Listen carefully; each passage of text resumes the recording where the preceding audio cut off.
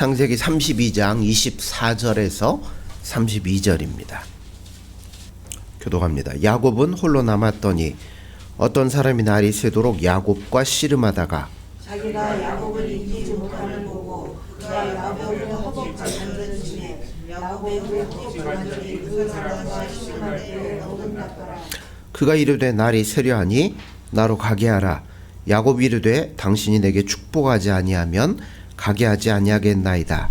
그 사람이 그에게 이르되 내 이름이 무엇이냐? 그가 이르되 야곱이니이다. 그가 이르되 내 이름을 다시는 야곱이라 부를 것이 아니요 이스라엘이라 부를 것이니 이는 내가 하나님과 및 사람들과 겨루어 이겼음이니라. 야곱이 그가 이르되 당신의 이름을 알려주소서. 그 사람이 이르되 어찌하여 내 이름을 묻느냐 하고 거기서 야곱에게 축복한지라. 그러므로 야곱이 그곳 이름을 브니엘이라 하였으니 그가 이르기를 내가 하나님과 대면하여 보았으나 내 생명이 보존되었다 함이더라. 그가 브니엘을 지날 때에 해가 들었고 그의 허벅지를 말미암아 알았더라. 같이 봅니다. 그 사람이 야곱의 허벅지 관절에 있는 둔부의 힘줄을 쳤으므로 이스라엘 사람들이 지금까지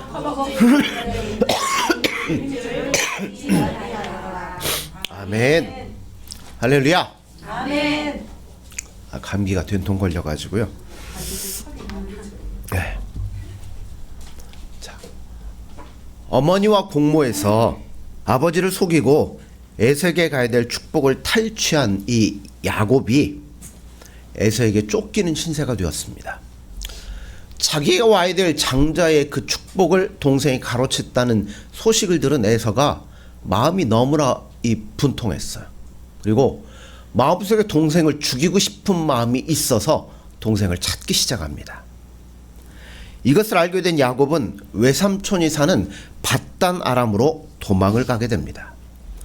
브엘세바에서 밧단 아람까지는 가까운 거리가 아니에요. 약 500마일 정도 떨어졌다고 하는데요.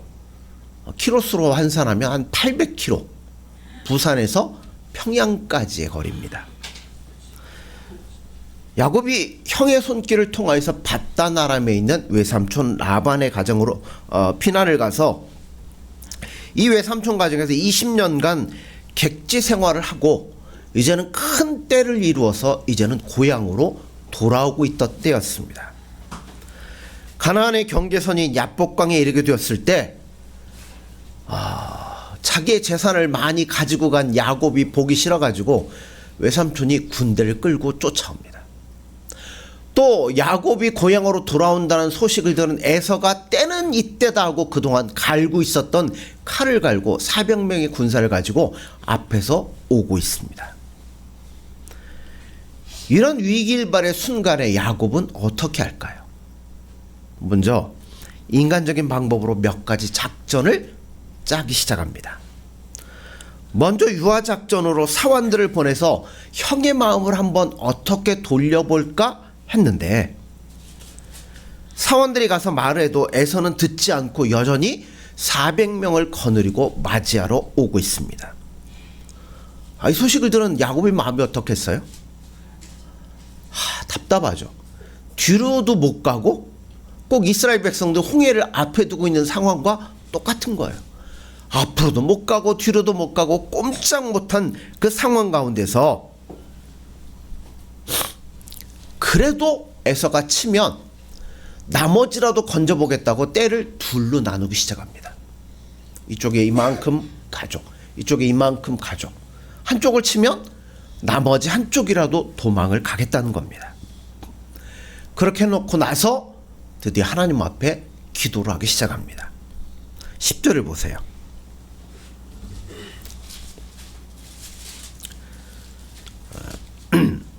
나는 주께서 주의 종에게 베푸신 모든 은총과 모든 진실하심을 조금도 감당할 수 없사오나 내가 내 지팡이만 가지고 이 요단을 건넜더니 지금은 두 때나 이루었나이다. 하나님이 자기에게 베풀어 주신 모든 은총과 은혜를 뭐 한다고요? 감당할 수가 없다는 겁니다. 그런데 그것이 바로 무엇이었냐면 9절에 보면 내 고향 내 족속에게로 돌아가라. 내가 내게 은혜를 베풀리라 하셨나이다. 누구의 약속을 따라온 거예요? 하나님의 약속을 따라 이루어졌다라고 이 야곱은 고백을 하고 있습니다. 그러니까 내가 내게 은혜를 베풀 것이다. 그 약속대로 모든 은총과 진리를 베푸시는데 내가 이걸 조금도 감당할 수 없을 정도로 너무 크다고 고백을 합니다. 그러면서 뭐라고 그래요?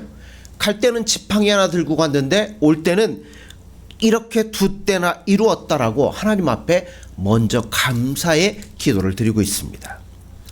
또 11절에 보면 내가 주께 간구하오니 내 형의 손에서 에서의 손에서 나를 건져내시옵소서. 내가 그를 두려워함은 그가 와서 나와 내 처자들을 칠까 겁이 나기 때문이다. 자, 감사하다고 고백한 다음에 그 다음에 뭔 고백을 해요? 예, 지켜달라고 고백을 합니다. 기도를 합니다. 이 간구도 10절에 나온 것처럼 내가 반드시 내게 은혜를 베풀어 그 하나님의 약속의 말씀에 근거해서 하나님 앞에 기도를 하고 있습니다.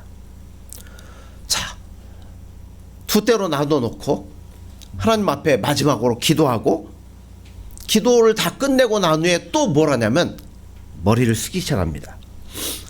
형을 위해서 어떻게 하면 마음을 녹여볼까? 예물작전을 시작을 합니다. 자, 이번에는 약 550마리 이상 되는 짐승. 오늘날 돈으로 하면 뭐 수억이 넘겠죠. 그거를 한 번에 보내면 안 되잖아요. 그러니까 세 번에 걸쳐서 따로 보냅니다. 3등분씩 해가지고 하나를 보내면서 첫 번째 사원에게 앞세워서 에서에게 보내면서 뭐라고 얘기를 하냐면 주의 종 야곱이 주 에서에게 드리는 겁니다 라고 압으로 하면서 선물을 딱 줍니다. 그리고 또 시간이 지나서 두 번째를 똑같이 보내요. 그리고 세 번째도 마찬가지로 보냅니다. 이제 할 수 있는 거 다 했어요. 두 때도 나누어 놨고 혹시라도 형이 하나라도 치면 하나 도망가고 하나님 앞에 기도도 다 했고 그 다음에 마지막으로 형의 마음을 어떻게든 한번 녹여보려고 선물 공세까지 다 했어요. 이제 뭐 해야 돼요? 하나님 앞에 기도했으니까 기도 응답을 기다려야 됩니다. 그 기도 응답이 어떻게 나타나는지가 오늘 본문에 나오고 있다는 거예요. 제가 지난 시간에도 그 기도 얘기하다가 산에 가서 기도했던 얘기 했죠. 자, 아무것도 모를 때는 가면 겁나요. 산에 가면 막 이게 눈 감고 있으면 귀신이 머리 풀고 나오는 것 같고 옆에서 부시렁만거려도 막 뭐가 튀어나올 것 같고 얼마나 겁이 나는지 몰라요. 그런데 야곱은 잘못한 것이 많은 사람이잖아요. 엄청난 잘못들을 많이 했습니다. 20년 전에 형을 속였습니다. 에서는 그래서 20년 동안 원한의 칼을 갈고 있었습니다. 지금 400명의 군사를 끌고 온다고 합니다. 그런 상황에서 이제 야곱은 혼자 남아 있어요. 얼마나 무섭고 두려울까요? 공포에 사로잡혀 있는 순간입니다. 그렇게 한참을 머리 숙여 있는데 갑자기 누가 야곱을 탁 잡습니다. 본문을 보면 마치 야곱이 씨름을 건 것처럼 생각되기 쉬운데 아니에요. 24절에 보면 야곱이 홀로 남았더니 어떤 사람이라고 시작하잖아요. 그럼 어떤 사람이 나와서 야곱을 잡는 바람에 야곱이 뭐 했어요? 밤새 그 사람하고 씨름을 했습니다. 지금 20년 전에 지은 죄 때문에 에서를 만나야 되는 일생일대 가장 두렵고 떨리는 순간에 하나님이 왜 야곱에게 찾아오셨을까요? 이 순간에 하나님은 야곱의 마음에 있는 무엇인가를 돌려놓기를 원하셨습니다. 그래서 하나님이 야곱을 다루셔야만 된다는 거예요. 그래서 하나님이 사람의 모습으로 나타나 하나님의 천사를 통해서 야곱에게 먼저 싸움을 건 겁니다. 근데 밤새도록 야곱이 뭐예요? 넘어가질 않아요. 왜 안 넘어가요? 아니요. 이게 형이 나를 죽이려고 자객을 보낸 건지 암살자를 보낸 건지 모르니까 뭐 하려고요? 안 죽으려고 온 힘을 다해서 싸우고 있는 겁니다. 절대로 내가 여기서 지면 모든 게 끝이 난다. 그래서 죽으라고 싸움을 한 거예요. 그런데 씨름했다라고 얘기하잖아요. 밤새도록. 근데 씨름했다는 이 말씀이 야곱의 일생을 하나의 단어로 요약하면 씨름이라는 겁니다. 야곱이라는 이름 자체가 원래는 발 뒤꿈치를 잡았다는 거예요. 자기 발 뒤꿈치를 잡았다는 얘기 뭐예요? 앞사람의 발꿈치를 잡았다. 왜요? 내가 그 자리로 가려고, 잡아 끌어내고 가려고 나간다는 겁니다. 그러니까 아예 태어날 때부터 뭘로 태어난 거야? 씨름꾼으로 태어난 겁니다. 이런 야곱이 형님 에사하고 씨름을 하잖아. 일생을 통해서.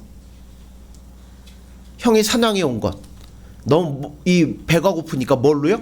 팥죽 한 그릇으로 장자권을 따내지 않습니까? 눈이 어두운 아버지를 속여서 축복을 가로채지 않습니까? 라반의 집에서는 어떤 일이 있습니까? 품삯이 10번이나 속는 일들이 있고 온갖 일들이 있습니다. 그러니까 한마디로 얘기하면 야곱은 내내 뭐 한 거예요? 살아보려고 씨름하고 몸부림치며 이렇게 살았던 사람입니다. 야곱을 보면서 생각할 수 있는 게 많아요. 우리들 중에도 뭐 이런 생각할 수도 있죠. 어떤 분들은 예수를 믿는 것 같은데 곤란할 때, 이 위험할 때, 이권이 생길 때는 살짝 거짓말을 할 때도 있습니다. 그럼 이게 과연 예수를 믿는 건가? 또 사기를 치고 텔레비전에 나오고 신문에 나온 분들 가운데도 신자들이 엄청 많습니다. 가슴을 치죠. 젊은이들은 교회를 보면서 교회가 이러면 안 되는데 이런 생각들도 하죠. 그런데 야곱을 보면 우리 생각이 좀 바꿔질 수 있어요. 얼른 보면 야곱은 신자 같아 보이질 않습니다. 다 뭘로 해요? 자기 생각으로 하잖아요. 자기 힘으로 하잖아요. 불신자 같습니다. 그러나 야곱은 불신자가 아니라 모태신앙입니다. 창세기 28장에 보면 하나님 앞에 서원을 합니다. 그리고 자기 장인 어른 라반에게 이런 얘기도 해요. 외삼촌께서 저의 품삯을 10번이나 속였지만 하나님께서 저에게 주셨습니다. 하나님이 저를 보호하셨습니다 라고 말합니다. 또 아내들 앞에서 뭐라고 얘기해요? 당신들 아버지가 나를 속이려고 했지만 하나님이 나를 지키시고 보호하셨다고, 내게 복을 주셨다고 분명히 이야기합니다. 뿐만 아니라 지팡이 하나만 들고 갔는데 하나님이 이제 짐승을 2떼나 이루어주고 어마어마한 거부가 되도록 해주셨다고 그가 고백을 합니다.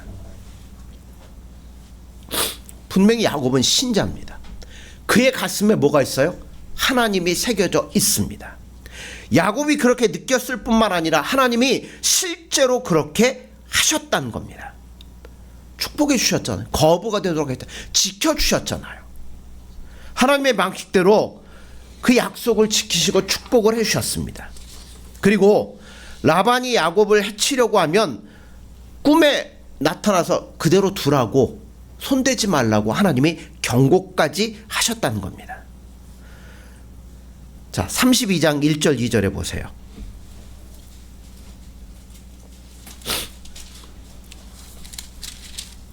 야곱이 길을 가는데 하나님의 사자들이 그를 만난지라. 야곱이 그들을 볼 때 이르기를 이는 하나님의 군대라 하고 그 땅 이름을 마하나임이라 하였더라. 자, 여기 마하나임이라고 있는데요. 이건 캠프가 둘이라는 뜻입니다. 그러니까 텐트가 2개라는 이야기예요. 야곱이 치고 있는 캠프가 있고 또 하나는 뭐가요? 하나님의 군사들이 치고 있는 캠프가 있다는 겁니다. 야복강 뒤에는 라반의 군대가 진치고 있고 앞에는 에서의 군대가 진치고 있지만 네 옆에는 하나님의 군대가 진치고 너를 지키고 보호하고 있다는 겁니다. 야곱이 도망갈 때 돌을 베개하고 꿈을 꾸잖아요. 그때 하나님 뭐라고 약속해요? 내가 너를 떠나지 아니할 것이며 너를 축복할 것이고 반드시 돌아오도록 내가 너와 함께 할 것이다 말씀하지 않습니까? 그 약속대로 하나님은 한 번도 야곱을 떠나지 아니하시고 복을 내리시고 보호해 주신 신실하신 하나님입니다. 하나님에게는 문제가 없어요. 그런데 누구에게 문제가 있냐면 야곱에게 문제가 있어요. 가슴에 하나님이 있고 하나님의 약속을 받았음에도 불구하고 이 야곱에게는 문제가 하나가 있어요. 그건 뭐예요? 어떤 문제가 생길 때마다 뭐가 튀어나와요? 하나님이 아니라 이기적인 자아가 먼저 튀어나오더라는 겁니다. 그래서 이 것만 개입이 되면 튀어나오는 거예요. 위험한 상황만 나오면 하나님보다 이게 먼저 튀어나오기 시작한다는 겁니다. 그래서 간교하게 사기를 치고 아부를 하고 온갖 인간적인 방법을 다 동원해서 문제를 해결하려고 한다는 겁니다. 하나님께서 야곱을 떠나지 아니하시고 모든 은총과 모든 진리로 함께 하시면서 복을 주셨어요. 그래서 하나님이 마지막까지 야곱을 다루시기를 원하신다는 겁니다. 이걸 깨야 되는 거예요. 속에 있는 이걸. 아버지와 형을 속였던 야곱이, 여러분 제가 전에도 설교 말씀드렸던 것처럼 하나님이 야곱에 약속하잖아요. 내가 너를 떠나지 않을 것이다. 내가 원하는 것을 이룰 때까지 너를 절대 떠나지 않을 것이며 너와 함께 할 것이며. 근데 여러분 그거는 축복의 말씀이기도 하지만 하나님 우리를 다루시는 방법이기도 합니다. 네가 그렇게 머리로 사람을 속이고 네가 그러니 너도 한번 속아봐. 네 인생이 뭔가. 그래서 외삼촌 라반에게 뭐예요? 품삯을 10번이나 속도록 하나님이 하십니다. 그것만 속아요? 뭣도 속았어요? 아내를 얻을 때도 속지 않았습니까? 또 그렇게 장사꾼처럼 아웅다하며 싸우는 그 야곱의 모습이 누구에게 또 나타나요? 그 아내들과 자식들의 다툼 가운데서 얼마나 많이 나옵니까? 막 여종을 주고 막 애들을 낳으려고 서로 간에. 여러분 그 모습을 그대로 보도록 하신다는 겁니다. 그러니까 이 얘기를 딱 할 때 야곱의 머릿속에 지나가는 게 뭐겠어요? 죽 한 그릇 갖고 형하고 장사하던 그 모습. 하나님은 심은 대로 거두도록 하시는 분이 하나님이십니다.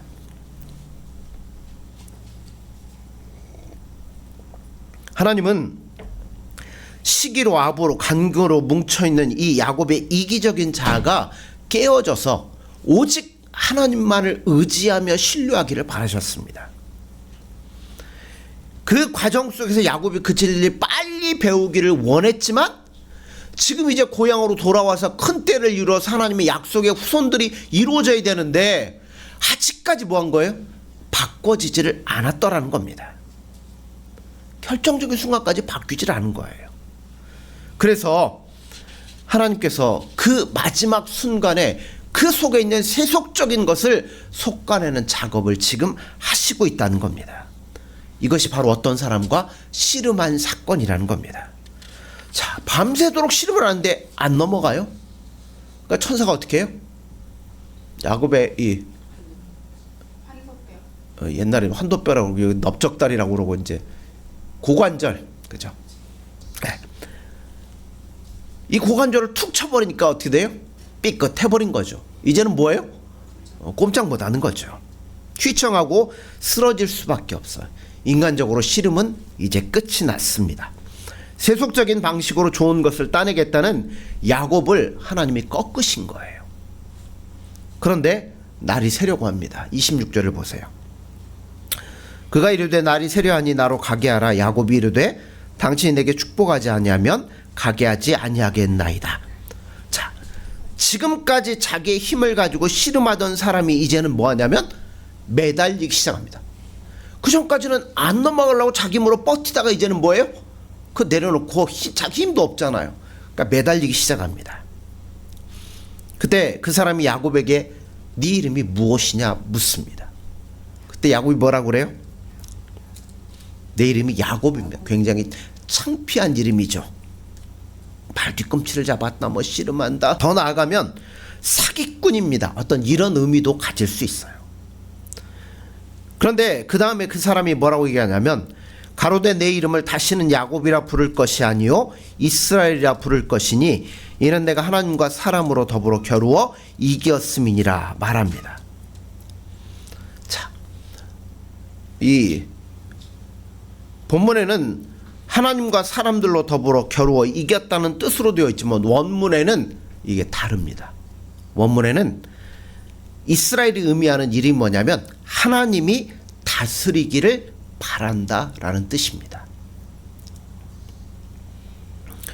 진정한 의미의 승리는 누가 다스려야 되냐면 하나님이 우리의 삶을 다스릴 때 우리에게 진정한 승리가 있다는 겁니다. 그러니까 지금까지 야곱은 결정적인 순간마다 자기의 자아가 다스리는 삶을 살았어요. 인간적인 방법을 쓰고 이런 걸 하고 그랬는데 하나님이 야곱의 이 넓적다리를 때리셔서 세속적인 자아를 꺾어버리시고 이제는 하나님이 다스리는, 네가 이제 네 힘으로 아무것도 할 수 없지 않느냐, 그러니까 나를 철저히 붙잡으라는 그 하나님만을 의지하는 삶을 살아가도록 그에게 변화를 주셨다는 겁니다. 호세아 12장 3절 4절에 보면 하나님과 힘을 겨루되 천사와 힘을 겨루어 이기고 울며 그에게 간구하였으며 라고 기록되어 있습니다. 이겼다면 울면서 간구할 필요가 뭐가 있어요? 이겼으면 막 이래야죠. 근데 이긴 게 아니잖아요. 인간적으로 볼 때는 이긴 삶을 살았지만 진정한 의미에서 보면 실패한 삶을 살았던 것이 야곱의 삶이라는 겁니다. 그런데 이제는 울며 간구하는 삶을 하나님이 이제 나를 다스려 주시옵소서라는 삶으로 여기서 야곱은 인생에 변화를 가져오게 된다는 겁니다.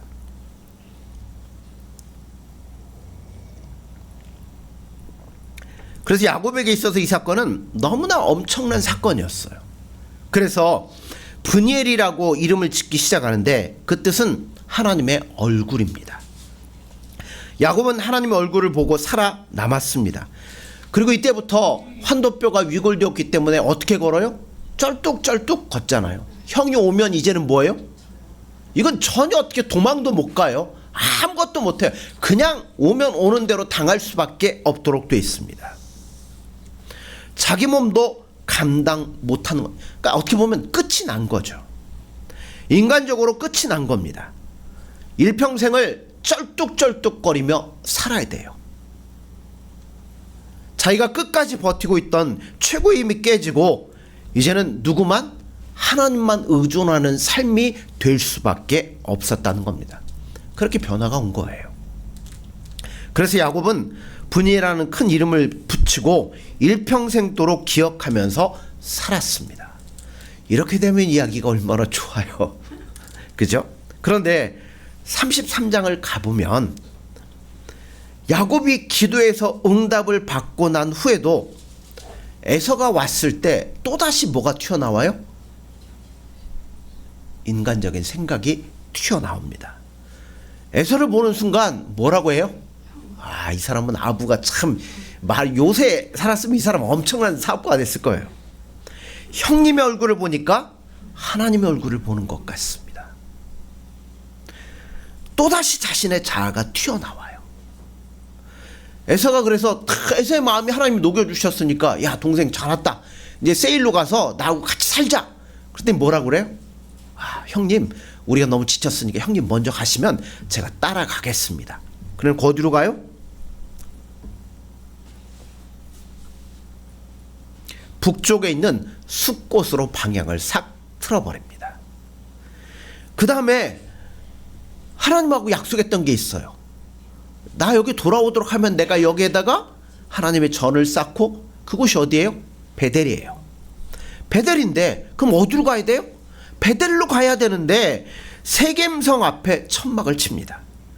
그리고 그 장막 친 밭을 세겜의 아들 하몰의 아들들의 손에서 은 100개로 삽니다. 산다는 게 뭐예요? 왜 사요? 그렇죠. 가야 되는데 안 가고 거기 살려고 거기서 사게 된다는 겁니다. 그러니까 하나님과의 약속을 지키기 위해서 베델로 가야 되는데 그곳에서 살 마음을 가지고 땅을 사버리고 마는 겁니다. 또다시 뭐가 나와요? 인간적인 생각이 나와요. 이걸 보면서 야 이게 내 모습이구나 이제 발견하게 되더라고요. 우리가 하나님의 은혜를 말미암아 정말 예수님밖에 없다는 거 우리가 알면서도 어떤 위기의 순간에 우리 안에 있는 이 더러운 본성은 뭐예요? 또 튀어나와가지고 자꾸만 인간적인 생각, 사람의 생각을 하도록 끌고 갈 때가 너무나 많다는 거예요. 이런 야곱인데도, 이런 우리들인데도 하나님은 그 약속을 저버리지 않고 모든 은총과 모든 진리로 그와 늘 함께 하시면서 그를 다스려 나가신다는 겁니다. 이스라엘 이름이잖아요. 하나님이 다스릴 거다. 그래, 네가 그렇게 가도 나는 너를 기어코 내가 원하는 사람으로 만들 것이다. 하나님이 그렇게 우리의 삶을 끌고 나가신다는 거예요. 그래서 훗날에 이 야곱이 뭐라고 하냐면, 나는 죽으나 하나님이 너희를 약속의 땅으로 인도할 것이다 라고 하는 가장 핵심적인 인격의 중심에 하나님이 새겨져 있는 그의 모습을 후손들에게 보여주고 있다는 겁니다. 오늘도 하나님은 우리를 다스리고 싶어 하십니다. 내 생각, 내 뜻, 내 계획으로 움직이는 게 아니라 모든 것들을 다 내려놓고 야곱처럼 나는 이제 인간적인 것은 다 끝났습니다. 하나님이 나를 다스려 주옵소서. 그 브니엘의 씨름의 사건처럼 우리도 예수님이 다스려 가기를 원하신다는 겁니다. 지금 이 순간에도 예수님은 끊임없이 내 속에서 예수님의 다스림이 이루어지는 작업을 하고 계시다는 사실을 여러분 깨달으시기 바랍니다. 그리고 그 손길 앞에 여러분을 온전히 내어드려서, 여러분 우리 많이 이렇게 얻어맞고 나중에 돌아오는 거 말고요, 그죠? 이 미리미리 깨달아서 예수님과 즐거이 동행할 수 있는 저와 여러분들이 되어지기를 간절히 소원합니다. 기도하겠습니다. 예수님 사랑합니다. 저희는 늘 한량없는 예수님의 크신 사랑과 은혜 속에 살면서도 우리 안에 있는 이 더러운 본성을 이기지 못해 늘 그릇되고 어리석은 모습으로 살아갈 때가 많이 있음을 고백합니다. 위기의 순간, 어려운 순간 늘 예수님이 먼저 나와야 함에도 불구하고 때로 인간적인 생각이 앞설 때도 있고, 인간적인 생각에 사로잡혀 두려워하며 떨며 근심하며 고민하며 걱정할 때가 너무나 많이 있습니다. 예수님, 오늘도 우리의 삶을 예수님이 다스려 가심을 저희들이 기억할 수 있도록 도와주셔서 어떤 환경, 어떤 모습 속에서도 예수님을 철저하게 의지하고 담대하게 예수님을 바라보며 사랑함으로 예수님과 동행할 수 있는 복되고 아름다운 삶이 될 수 있도록 함께하여 주옵소서. 예수님의 이름으로 기도드립니다.